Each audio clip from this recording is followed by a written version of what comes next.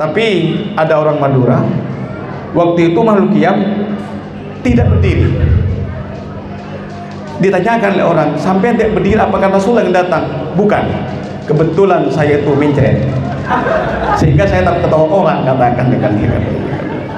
Makanya orang Madura itu hebat sekali. Orang Madura itu kalau malu itu pandai caranya. Ini ada kejadian di Madura, waktu itu di Lentang, Semenep, bukan di Ustaz Mentrai anunya, rumahnya bukan.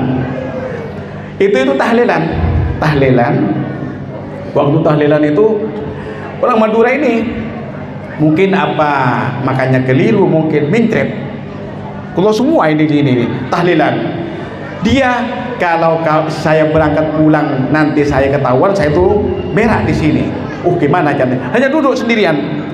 Orang pulang semua, dia sendirian di sini duduk ini. Didatangi tuan rumah, Pak sampai tidak pulang? Iya, saya memang tidak pulang. Kenapa tidak pulang Pak? Saya naksir kepada tikar ini. Kok indah sekali tikar ini. Di mana saya beli?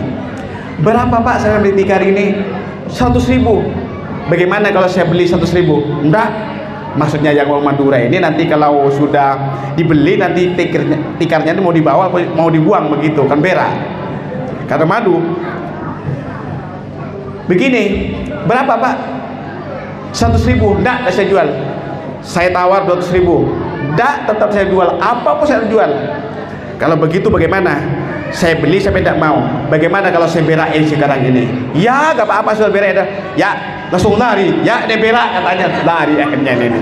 Ini orang Madura caranya takut kalah ya. Kan ya. Itu orang Madura kan ya.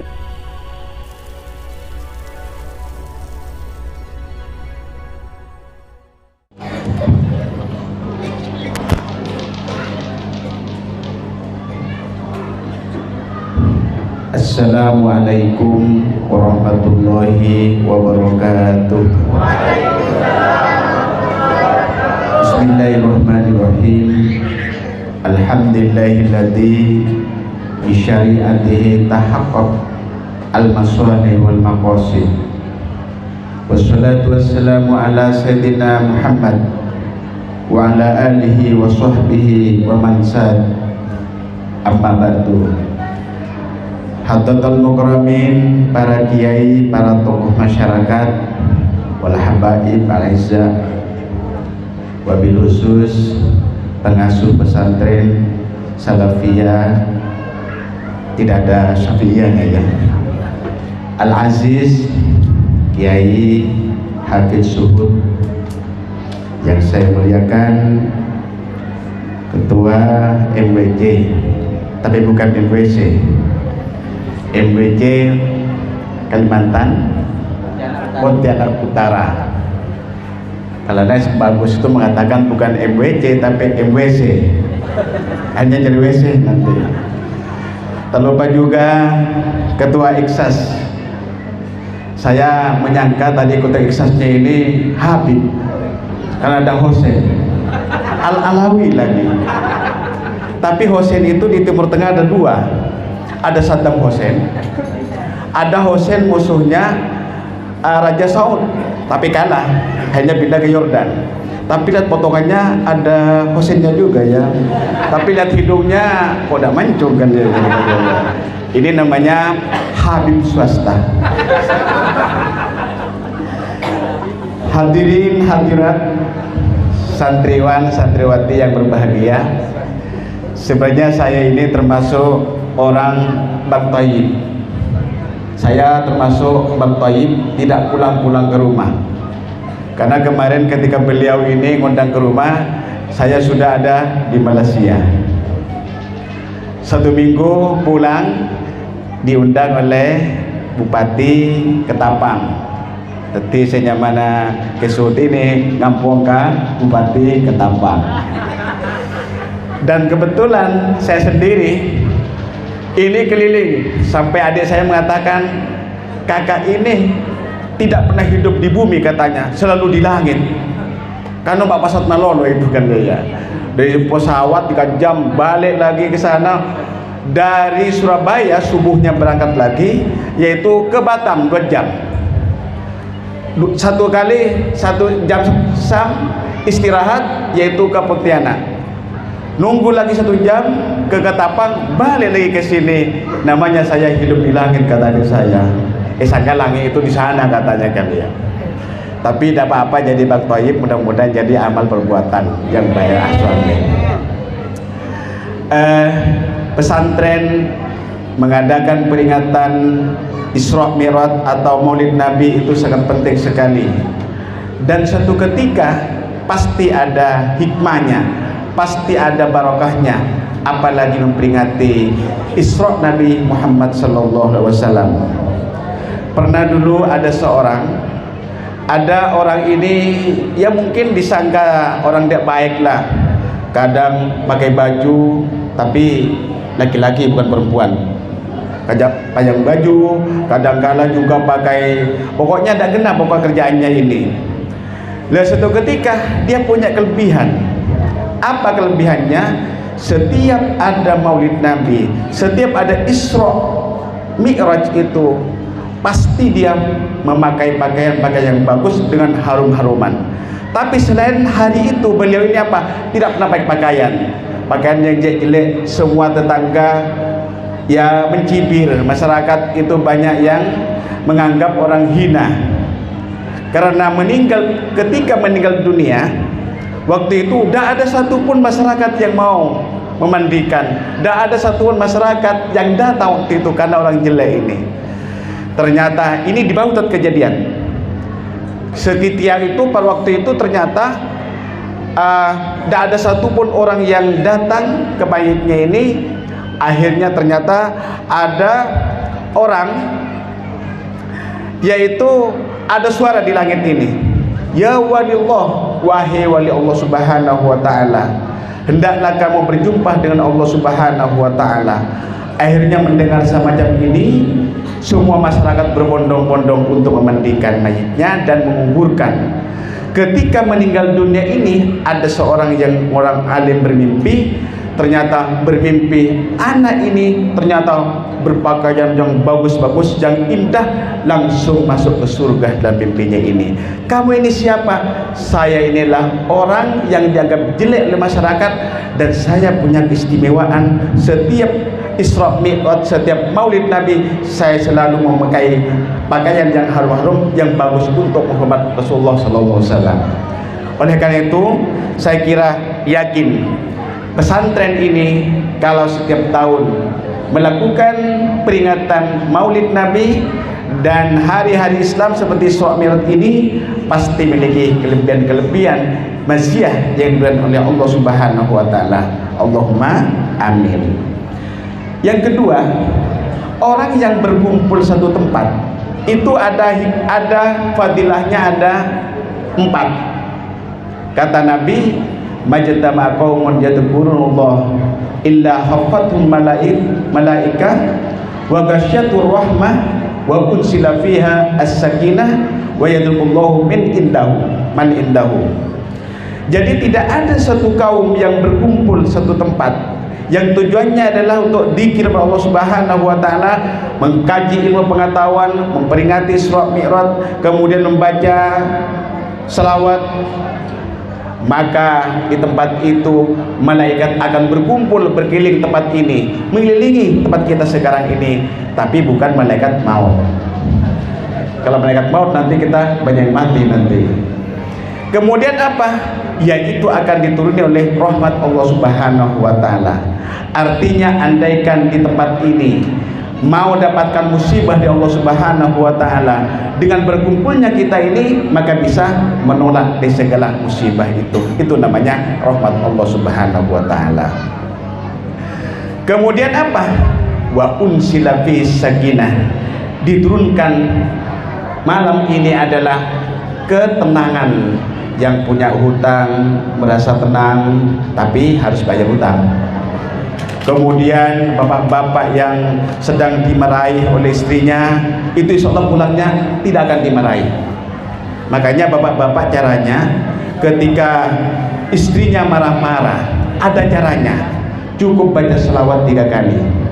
Gimana caranya? Kalau tidur, pegang mulutnya. Kalau tidur, Wahai bibir yang cerewet, wahai bibir yang selalu ceramah, tak pernah berhenti sama sekali, pas pegang gigi sedikit, bacai selawat 3 kali, Allahumma sholli begini kan, pas tarik begini, insya Allah kalau bangun ceramah terus. Itu kalau begitu caranya. Atau ada caranya, kalau misalnya kata kitab Hasil Asrar mengatakan itu, misalnya kalau kita masuk ke rumah itu disuruh baca assalamualaikum walaupun tidak ada orangnya, tetap masih istrinya tidak sabar, ditambah dan baca qul huwallahu ahad, tetap masih tidak berubah. Besoknya tambah lagi assalamualaikum qul hu, ditambah ayat kursi, dibaca ayat kursi masih belum, ditambah 7 kali, tetap besoknya tidak berubah. Jangan assalamualaikum, jangan baca qul, cukup ayat kursinya. Apa? Buang ayatnya, ambil kursinya. Pas pukul begini kan masuk rumah sakit. Itu caranya kan ya. Tapi ibu-ibu ada caranya juga. Caranya bapak-bapak misalnya agak tenang, misalnya marah-marah, ada caranya Bu. Bapak-bapak misalnya dari kerja marah-marah, ada yang becaan di kantornya, ada caranya.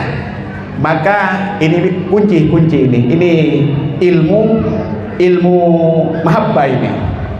Bagaimana cara ibu marah-marah misalnya, maka ibu ini pakai rok separuh. Ini kata suaminya, ini kok ini bulan sabit atau apa ini kan ini caranya. Yang kedua tidak mau, pasti tetap begitu kan, pakai BH separuh. Insya Allah ayam melompat dan kucing juga sana. Jadi ini caranya, ini ilmu kan ya. Jadi pasti ada ketenangan di dalamnya. Oleh karena itulah dengan peringatan Isra Mi'raj, apa yang disebut dengan Isra itu? Isra itu artinya berjalan malam. Jadi ada bapak-bapak waktu tengah malam berjalan, itu namanya Isra secara bahasa.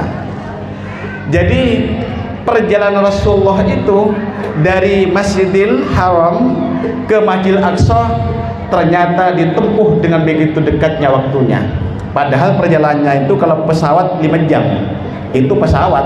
Kalau naik sepeda motor apalagi 2 bulan sudah selesai, tak nyampe.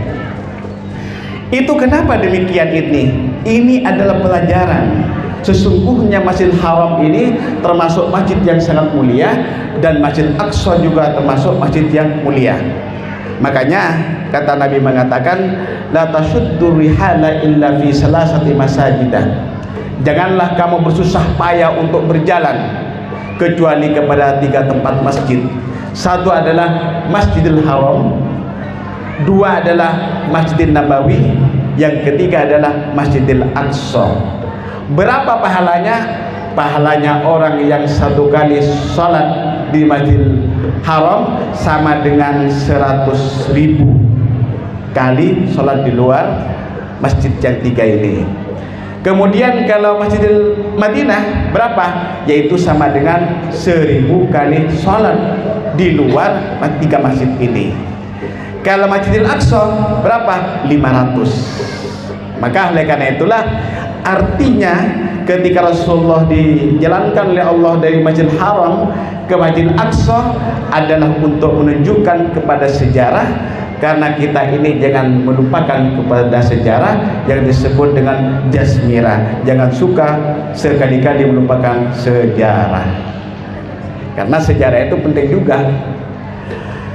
Kemudian dari makna di dalam perjalanan Rasulullah ini banyak menemukan, ada yang terbayang akan datang, ada yang pernah juga terjadi. Misalnya ketika Rasulullah Isra ini berhenti di Baitul Laham. Sekarang Baitul Laham ini menjadi apa? Yaitu Bethlehem. Punya siapa? Orang Yahudi Zionis. Bethlehem. Nah, itu adalah menggambarkan ketika Rasulullah bertanya, ya Jibril, kita tadi kok mendengarkan sesuatu yang harum. Ada apa ini? Kok harum sekali? Dan di mana tempatnya ini? Wahai Muhammad, di tempat ini adalah namanya Masyidah di mana dia mempertahankan keagamaannya dan akidahnya, dan dia mati digoreng oleh namanya Fir'aun. Ketika waktu, kenapa Masyita ini sebagai tukang yaitu kepada anaknya, ketika waktu itu sisirnya jatuh, apa katanya? Bismillahi ta'isa fir'auna, dengan nama Allah telah hancur Fir'aun. Langsung ketahuan, diberitahukan. Akhirnya disuruh mengakui kepada ketuhanannya Fir'aun, tapi tidak mau. Apa akhirnya? Anaknya, suaminya digoreng hidup-hidup. Dan itu apa artinya? Menunjukkan bahwa perempuan itu sangat kuat sekali mempertahankan keimanannya. Nah, maka inilah sejarah di dalam ketika Isra Mi'raj. Begitu juga Isra Mi'raj ini ada gambaran ke depan. Kalau ini kan ke belakang. Ada gambaran ke depan, yaitu Rasulullah waktu itu menjumpai ada orang tua,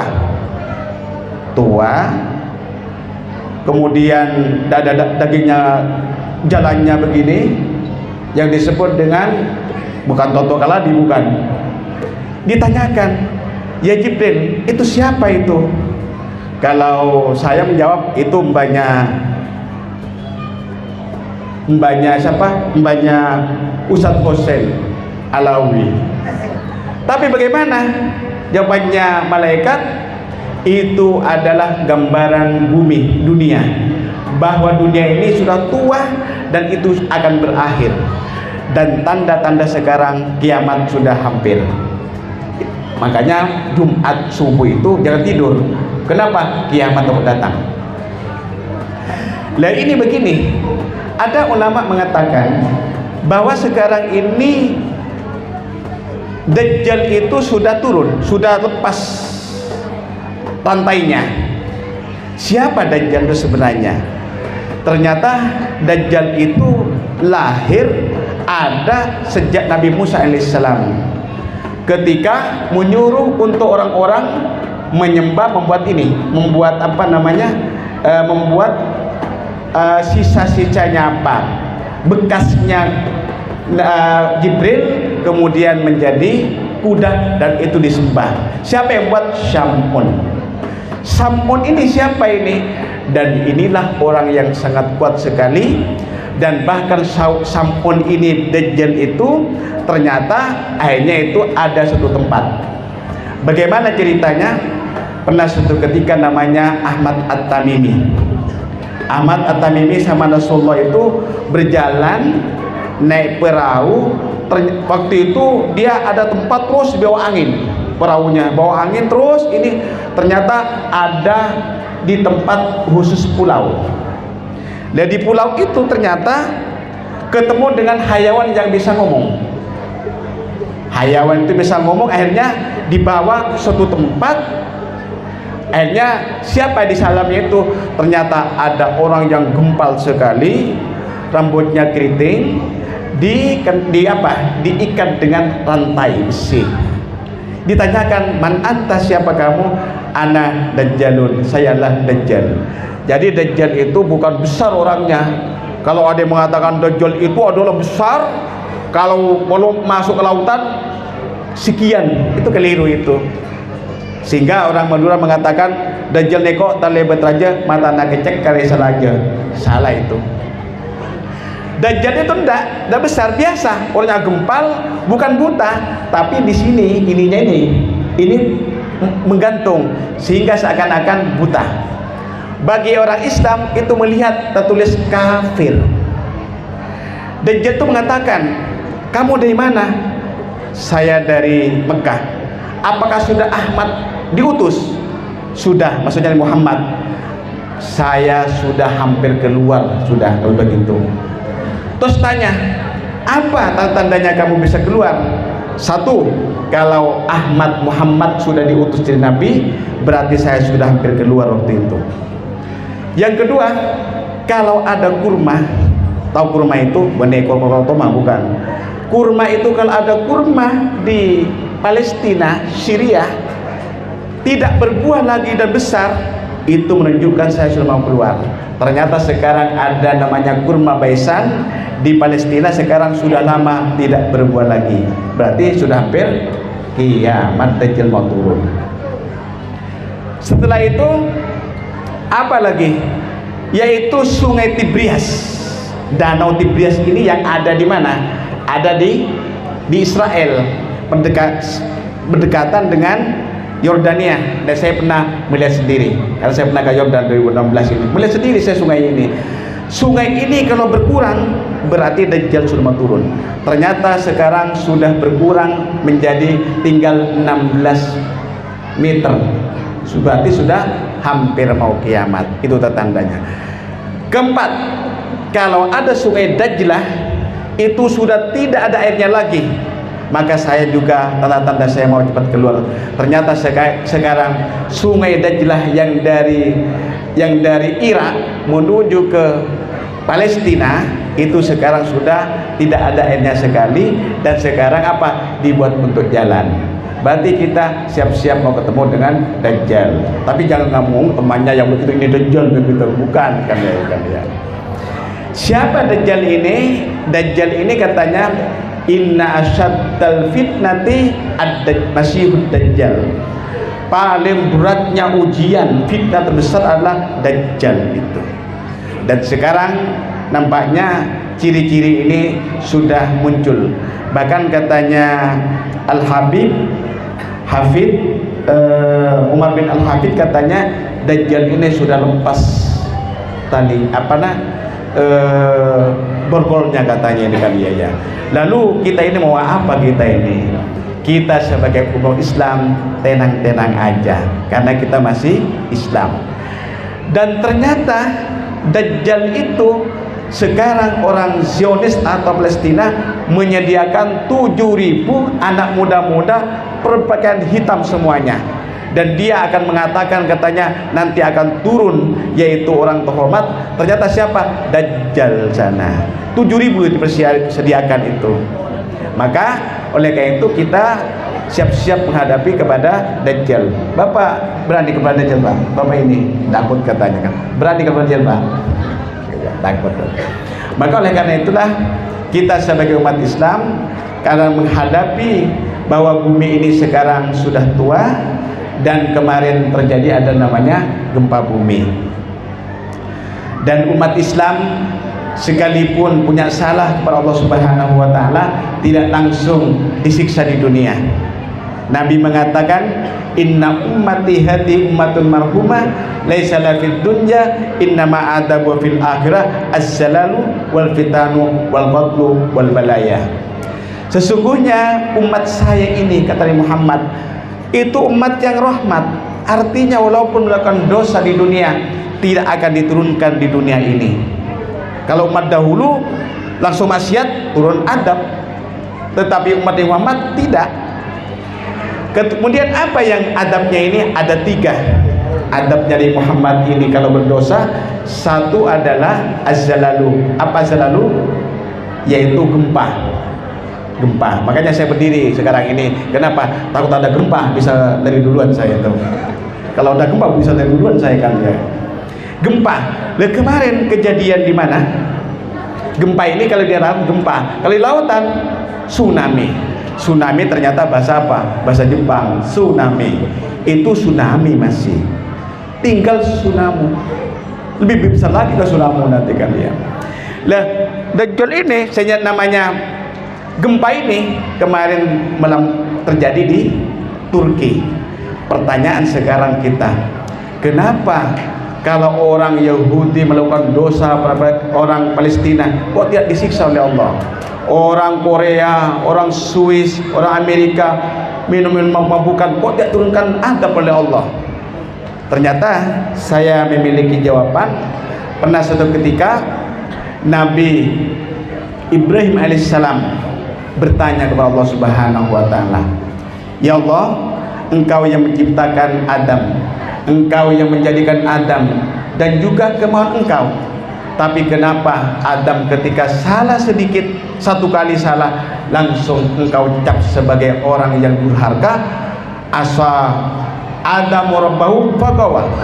Kenapa kok sampai begitu? Apa kata Allah Subhanahu wa taala? Taulah saya menciptakan Adam karena saya cinta kepada Adam. Karena saya cinta, Adam tidak boleh makan kayu khuldi. Oh, dimakan. Dia sedang mengingkari janji. Dia sedang pengingkaran terhadap cinta. Ini Allah Subhanahu wa taala sudah cemburu. Saya merasa sakit hatiku, tapi sakitnya tuh di sini kalau kita. Sakitnya tuh di sini. Ini kalau kita kan ya. Saya merasa sakit. Akhirnya saya adab seperti itu kan ya. Jadi inilah jawabannya kenapa umat Islam kadang-kala kok salah sedikit langsung adab turun. Mungkin kata ulama mengatakan bahwa al-bala mau'idatun lil mu'min wa adabun lil kafir. Bahwa ujian dari Allah itu turun berupa musibah, itu merupakan apa? Peringatan dari Allah Subhanahu wa taala untuk kita berbuat baik dan untuk kita bertobat. Tetapi bagi orang kafir untuk apa? Sebagai siksa.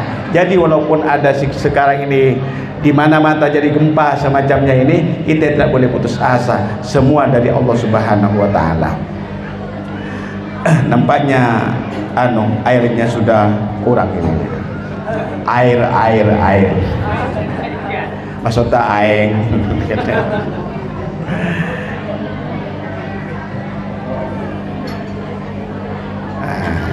Sekarang diberi caranya minum yang bagus, Bu. Bagaimana minum yang bagus? Minum yang bagus ini 3 kali. Setelah minum 1 kali, jangan semua begini, dok, tidak boleh. Jadi caranya yang minum itu baca bismillah, setelah selesai baca alhamdulillah 3 kali.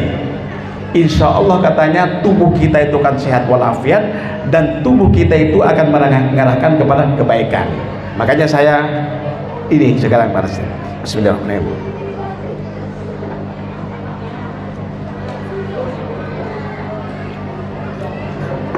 Alhamdulillah, Dajjal sudah minum air. Bukan saya ya, tapi kan dia. Para hadirin hadirat yang berbahagia, itu adalah makna daripada Isra Mi'raj yang terjadi. Kemudian apa pelajaran yang ada Isra Mi'raj ini? Itu ada mengandung keilmuan, yaitu sains. Artinya apa? Kita selaku orang tua, apakah yang akan diberikan pada anak? Kata Nabi mengatakan, manahila walidun waladahu afdala min ilmin wa adabin. Tidak ada sesuatu yang lebih utama diberikan kepada anak kecuali adalah ilmu dan adab. Dan adab ini di mana? Di pondok pesantren. Karena pondok pesantren ini sebagai apa? Sebagai benteng yang kokoh. Kata Imam Al-Ghazali mengatakan, i'lam anna hadil madaris waribat hisnun hasinun yatahassanu bil qutta'i wal wasra. Ketahuilah olehmu sesungguhnya madrasah-madrasah, pesantren-pesantren merupakan benteng yang kokoh yang menyelamatkan anak didik kita dari pencuri. Pencuri apa? Pencuri akidah. Pencuri apa? Perampok apa? Akidah. Karena sekarang ini kita sudah banyak aliran-aliran yang sangat banyak di Indonesia ini. Mungkin di sini juga terjadi. Di Malaysia juga banyak terjadi aliran. Aliran dan agama tidak bagus. Tapi ada aliran yang enak. Apa? Aliran dana. Ada aliran dana, enak. Yang kaya daftar juga. Aliran itu tidak bagus. Maka sekarang ini di Indonesia menurut saya ada 2 aliran. Satu ahli sunnah wal jamaah NU, yang kedua ahli fitnah wal jamaah. Ahli sunnah wal jamaah jelas Imam Syafi'i, Imam Hambali, Imam Maliki, Imam Asy'ari, Imam Junaid, Imam Al-Ghazali. Kalau imamnya siapa? Ahli fitnah wal jamaah, siapa imamnya? Dan inilah yang merusak sekarang di Indonesia ini. NU disebut dengan Salafi. Tahu Salafi ini? Salah kapi. Salafi, salah kapi. Tahlilan salah, wiritan salah, disalahkan semua pokoknya ini. Masuk neraka, masuk narokan. Macam-macam sekarang tuduhan-tuduhan ini. Dan kelompok-kelompok mereka itu sebenarnya adalah bukan Islam yang sebenarnya, bukan ahli sunnah wal jamaah, karena mereka itu dekingnya adalah ada orang Yahudi di baliknya itu untuk menghancurkan agama Islam di dalam. Maka jangan sampai tertipu. Sekarang ini terus terang, kemarin saya kerjasama dengan Densus 88. Saya di mana-mana di Madura itu ngisi seminar. Insya Allah nanti di sini di Pontianak ini nanti insya Allah ada nanti Mabes yang kerjasama juga ada pelatihan tentang masalah radikalisme. Dulu tahun 8, alhamdulillah Densus 88 ini telah menembak mati namanya siapa? Dr. Azhari di Malaysia. Itu menganggap kita orang NU ini yang tahlilan, yang wiridan itu katakan kafir, hukumnya adalah halal darahnya itu. Andaikan Dr. Azhari datang ke tempat ini karena di sini ada Isra Mi'raj, pasti dia dibom dan bomnya bisa mematikan yang hidup. Ini adalah Dr. Azhari. Ada juga namanya Ayu Azhari. Kalau Ayu Azhari datang ke sini bawa bom 2, bukan mematikan yang hidup tapi menghidupkan yang mati-mati itu, terutama Kiai Metrai itu karena celana terus sekarang ini kan. Makanya kalau laki-laki yang sering celana biasanya kurang anak, kalau sering sarungan itu banyak anaknya ya. Makanya saya terkejut sekali ini pakai celana terus kan ya. Ternyata ada sebab dan motivasinya, katanya al-hukmu yadullu al-ijab ududan wa adaman kan ya. Lah oleh karena itulah sekarang kita harus hati-hati. Lah pondok pesantren lah yang menjadikan benteng kita. Karena tanpa pondok pesantren, yakin saya Indonesia ini sudah hancur berantakan. Kenapa? Karena di pondok pesantren adalah ilmu pengetahuan. Makanya bapak-bapak dan ibu-ibu anaknya dimondokkan ke pondok pesantren dengan mencari ilmu pengetahuan, itu semua adalah ibadah kepada Allah Subhanahu wa taala. Kata Imam Syafi'i mengatakan, "Ma taqarraba ilallah bi syai'in ba'dal faraidi afdala min talabil ilmi." Tidak ada sesuatu mendekatkan diri kepada Allah Subhanahu wa taala setelah fardu kewajiban kerjakan, yang lebih utama adalah menuntut ilmu pengetahuan. Makanya ada namanya ulama Al-Biruni, beliau mau meninggal dunia itu masih mutalaah baca kitab. Ketika anaknya bertanya, "Kenapa sampean bapak sudah mau meninggal dunia satu maut, kok sampean ini bahas tentang masalah hukum?" Apa katanya? "Ya bunayya, wahai anakku, saya khawatir saya mati dalam keadaan bodoh, dan bodoh nanti saya di kuburan, saya takut disiksa oleh Allah Subhanahu wa taala." Maka bapak-bapak dan ibu-ibu memondokkan anak pesantren ini saya kira adalah untuk menyelamatkan akidah.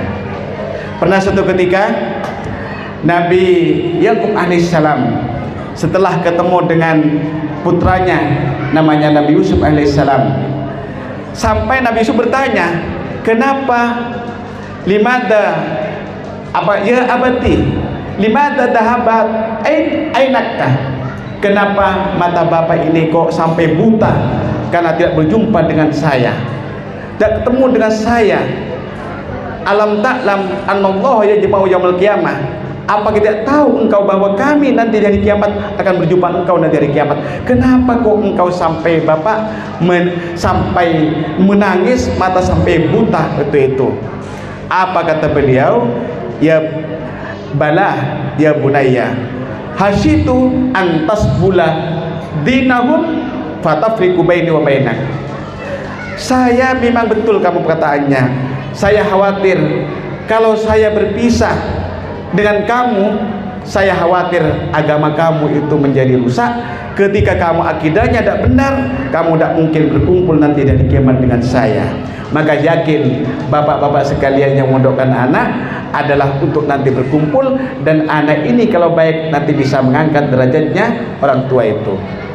Dan ini pernah terjadi di dalam kitab An-Nawadir karangan Al-Qalyubi saya hafal. Makanya kalau tahu hafal kitab ini gampang. Bila macam demikian, sering kadang dihikayatkan ada seorang hakim nakal selalu korup. Jadi setiap hari itu mengambil apa? Mengambil upah, korupsi lah pokoknya kan dia. Dan suatu saat dia punya anak masih hamil, tapi ngomong kepada istrinya, wahai istriku, nanti anakmu yang dikandung ini nanti kalau besar tolong dimondokkan pesantren. Betul beliau itu sudah mati, ya namanya banyak dosa, ia pukul oleh malaikat ini. Setelah tahu baca bismillahirrahmanirrahim, ternyata apa? Allah langsung wanada munadin, Allah langsung manggil, ya malaikati wahai munkar nakir, berhentilah kamu, sesungguhnya saya malu terhadap anak ini karena baca bismillah, dan tolong orang tuanya jangan disiksa, masukkan ke surga. Ini apa artinya?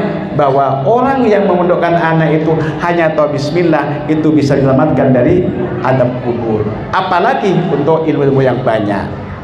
Maka oleh karena itulah pengetahuan, ilmu pengetahuan, biasanya kalau S1 titelnya apa?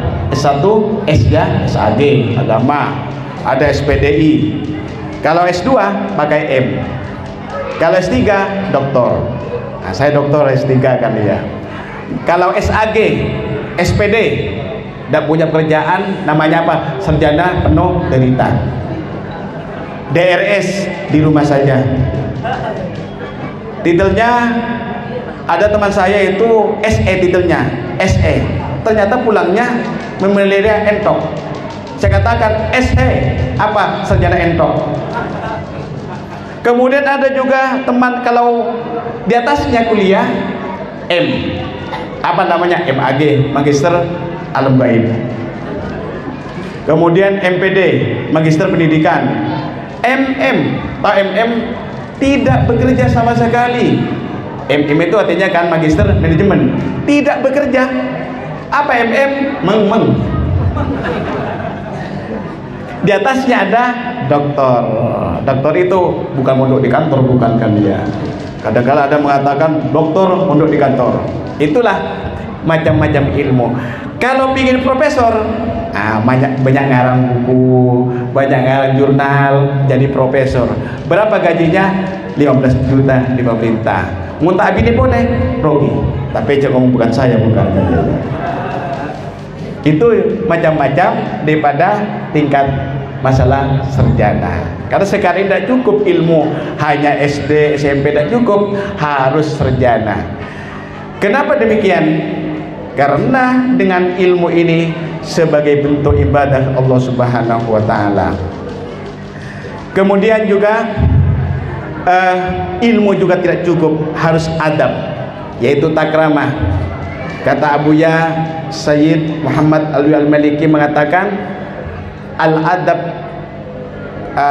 al-ilmu qabla al-adabu qabla ilmi. Jadi harus ilmu adab dulu, tata krama maksudnya. Tata krama kita itu sebelum ilmu pengetahuan. Kenapa? Karena iblis diusir oleh Allah Subhanahu wa taala bukan karena qalilul ilmi, bukan sedikitnya ilmu, tapi karena qalilul adab, sedikit tata kramanya. Di mana iblis itu dia dengan punya ilmu pengetahuan tidak memiliki sambungan pada Allah Subhanahu wa taala, ternyata ilmunya lama-kelamaan ternyata menjadi kesombongan. Maka saya yakin Kiai Hafidz Suhuti ini insya Allah adalah punya sambungan ilmunya kepada Kiai As'ad Samsul Arifin, Kiai As'ad, kepada ulama-ulama besar, dan itu adalah sambungan. Karena kalau tidak punya sambungan ilmu, misalnya gurunya pinter Google, kan banyak itu kan dia ya Syekh Google, tak akan mungkin itu. Makanya apa? Iblis ini tidak punya sambungan guru, karena iblis itu ternyata belajar kepada para malaikat yang alim-alim itu, tidak pernah diajarkan oleh Allah Subhanahu wa taala. Akhirnya apa? Sementara Nabi Adam ilmunya langsung dari Allah Subhanahu wa taala dan mulia sekali. Akhirnya iblis ini disuruh sujud, ternyata tidak mau. Kenapa tidak mau? Dia karena sombong. Katanya apa? Tidak mungkin. Kami ini dari api, dan api itu adalah bisa bersinar, sedangkan Adam diciptakan dari tanah. Tidak mungkin. Akhirnya tidak mau. Iblis ini hanya diusir oleh Allah Subhanahu wa taala ila yaumil qiyamah. Makanya kita bersyukur sebagai umat Nabi Muhammad, yaitu bersalah terus, ternyata kita tetap diampuni dosanya oleh Allah Subhanahu wa taala. Kapan pun kita berdosa. Misalnya sekarang, karena sekarang banyak HP kan dia ya, banyak Facebook kan dia. Kalau saya begini, kalau lihat HP, kalau cantik saya lihat. Kenapa? Cocok dengan cocok dari istighfarnya. Jelek tidak mau. Apalagi hitam-hitam kan dia kan. Kan banyak dosa kan dia kata. Kenapa? Ada taubatnya. Yang bapak ini tertawa berarti pengalaman berarti kan dia. Jadi inilah dunia sekarang ini yang kita hadapi. Kemudian apakah yang harus kita persiapkan akhir zaman ini? Ulama mengatakan bahwa kita di akhir zaman ini memperbanyak membaca sholawat kepada Rasulullah SAW. Tadi ada Mahalul Qiyam. Memang ada yang menolak Mahalul Qiyam itu adalah bid'ah katanya itu. Padahal Mahalul Qiyam itu ternyata dicontohkan oleh Rasulullah SAW. Memang ada seorang sahabat Nabi, ketika Nabi datang itu sahabat Nabi itu berdiri. Apa katanya Nabi? Duduklah kamu duduk, saya bukan raja. Tapi lupa di sana ada namanya Sabit Hasan As-Sabit As-Sabqaf, seorang penyair zaman Rasulullah zaman jahiliyah. Beliau ketika Rasulullah datang selalu menyanjungkan Rasulullah. Apa katanya? Qiyamil aziz alaya fardun. Berdirinya saya kepada engkau ini merupakan suatu kefarduan ini kan dia. Tapi apa? Rasulullah tersenyum. Apa artinya? Bahwa Mahalul Qiyam itu hukumnya adalah boleh. Kata kaidah fikih mengatakan idza ta'aratul adab wal amru quddimal adab. Ketika bertentangan antara perintah tidak boleh berdiri, perintah dengan tata krama yang bagus, quddimal adab, didahulukan adalah tata krama. Begitu juga kita mengetahui kiai misalnya tidak boleh berdiri misalnya contoh, tapi ada tata krama di baliknya ini. Karena di balik tata krama itu ada hikmah, yaitu diangkat derajatnya oleh Allah Subhanahu wa taala.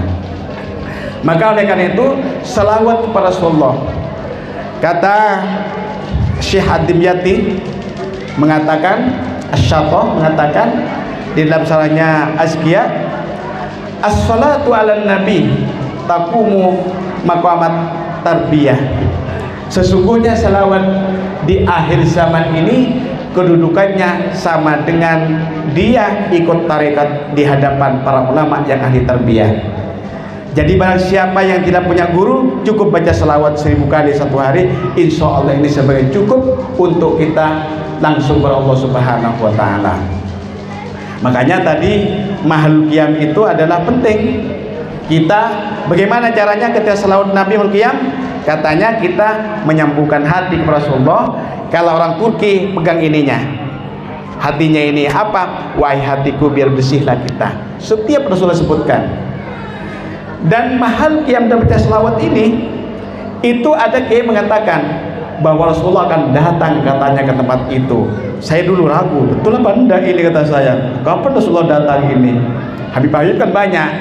Ternyata saya menemukan keterangannya satu hadis. Man shalla alayya ala qabri samituhu.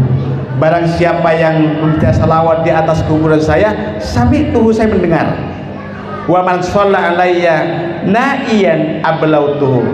Barang siapa yang baca salawat pada saya na'iyan, jauh dari kuburan saya termasuk sekarang ini, ablautuhu, saya akan nyampe ke tempat itu, rohnya maksudnya. Kenapa kita tidak mendengarkan Rasulullah datang?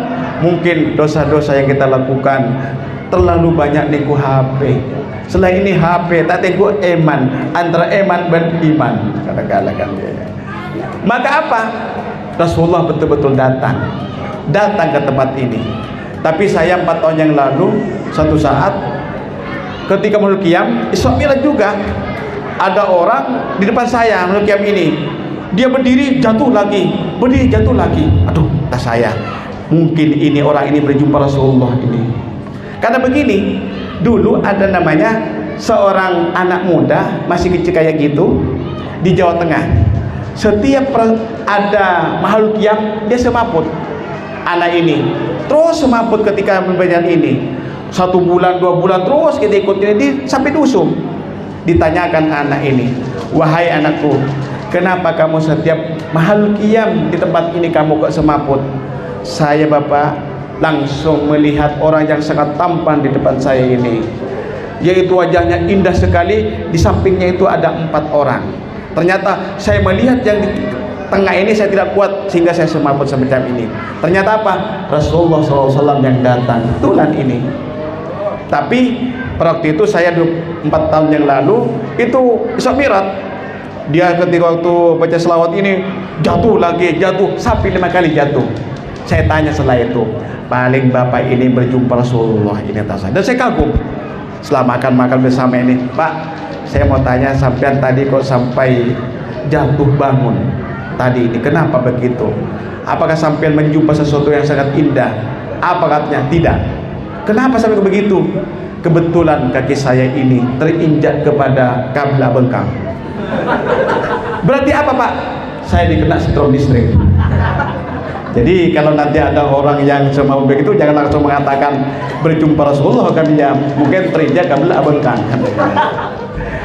Karena orang baca selawat ini itu betul. Ki Hamid Pasuruan pernah suatu ketika makhluk qiyam, beliau hanya sendirian duduk, semua berdiri, semua orang heran semua, kok tumben kiai ini kok tidak berdiri, kok duduk sendiri, duduk begini. Hanya ditanyakan, kenapa kiai sampean tadi ketika menurut qiyam tidak berdiri? Kebetulan waktu itu Rasulullah datang depan saya dan saya malu, saya mau tingkah apa yang saya gunakan ini, saya tidak berani berinjak ini. Kenapa? Rasulullah datang depan saya itu kan ya. Itu betul-betul terjadi. Tapi ada orang Madura waktu itu makhluk qiyam tidak berdiri. Ditanyakan oleh orang, sampai tidak berdiri apakah Rasulullah yang datang? Bukan, kebetulan saya itu mencret, sehingga saya tak ketawa orang, katakan dengan makanya orang Madura itu hebat sekali. Orang Madura itu kalau malu itu pandai caranya. Ini ada kejadian di Madura, waktu itu di Lentang, Sumenep, bukan di Ustaz Mentrai namanya, rumahnya bukan. Itu tahlilan. Waktu tahlilan itu orang Madura ini mungkin apa makanya keliru, mungkin mencret. Kalau semua ini tahlilan, dia kalau saya berangkat pulang nanti saya ketahuan saya tuh berak di sini. Gimana caranya? Hanya duduk sendirian.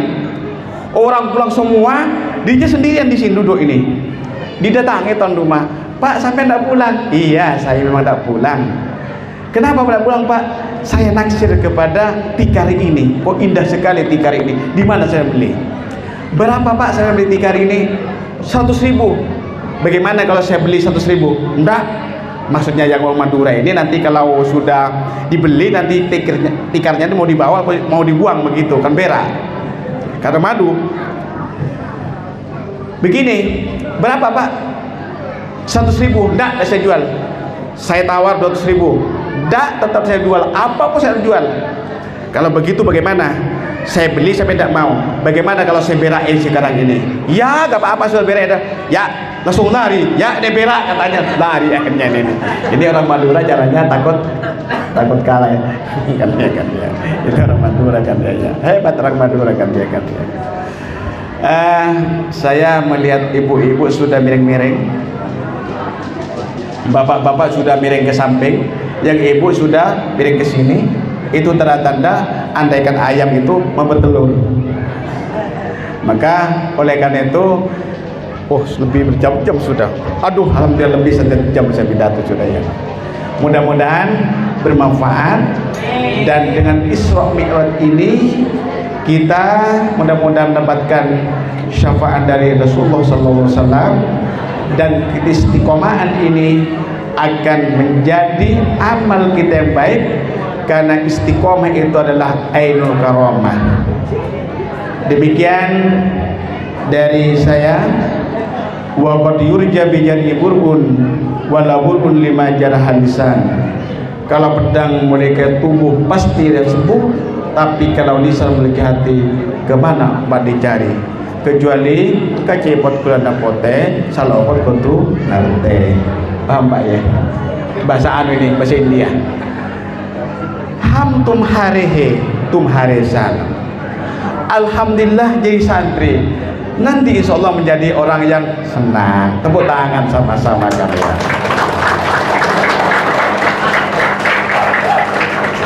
Baru tepuk tangan terakhir kan. Demikian, semoga bermanfaat, dan kita tutup dengan pembacaan Al-Fatihah.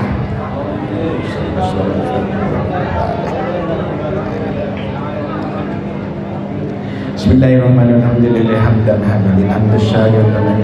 Allahumma laka syukru wa muhammad wa anta rabbuna haqqan wa nahnu abiduka haqqan wa anta lam tasaddika alam. Allahumma shalli ala al-fatih wal khatim lima sabaq nasil haqqi bil haqqi wal hadi ila siratikal mustaqim wal haqqi. Allahumma inna nas'aluka al-huda wa tuqa wal afafa wal ghina. Allahumma arham ummat Muhammad wa aslih ummat Muhammad wa farij alati Muhammad bi rahmatika ya rahim. Allahumma ij'alna auladana wa talibidana min ahli ilmi wal khair wa taj'alna wa ayyuna syarri wa dalil innaka la kulli syai'in qadir. Allahumma tada fi wajhal jabal farta wa la man la farajta wa la ibada satarta wa la maridan illa syafaita wa la ilman illa nafa'ta wa la dhallan illa ahdaita wala hajatan lid dunya wal akhirah illa qadaitaha bi rahmatika rahim bi barakati wa bi syafaat Rasulullah sallam wa bi barakati wa bi jaisatil muslimin wa bi karamati Isra fi hadil lail bi rahmatika rahim. Wa sallallahu alaihi wasallam wa akhiru da'wahum anil hamdulillahi Fatihah. Assalamualaikum warahmatullahi wabarakatuh.